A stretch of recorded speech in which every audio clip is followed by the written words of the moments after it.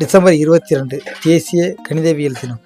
உலோகமே வியக்கும் கணித மேதை ஸ்ரீ ராமானுஜன் அவர்கள் 13 வயதிலேயே எந்த உதவியுமின்றி மிகவும் சிக்கலான லோனிஸ் ட்ரிகோனோமெட்ரி கணக்குகளுக்கு தீர்வு கண்டவர். 1887 டிசம்பர் 22 ஈரோட்டில் பிறந்தார். கும்பகோணம் அரசு கல்லூரியில், சென்னை பச்சையப்பன் கல்லூரியில் பட்டம் பெற்றார். அவர் சேர்த்து வைத்த அனைத்து கணித குறிப்புகள் பின்னாலே ராமானுஜன் கணிதம் என்ற நூலாக வெளிவந்தது.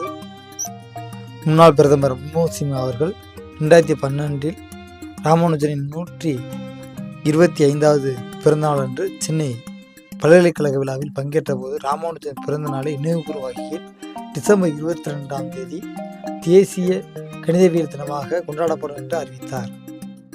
1918 ராயல் சொசைட்டியில் இப்பெல்லோவாக கௌரவிக்கப்பட்ட இரண்டாவது இந்திய கணித மேதை ராமானுஜன் ஆவார்.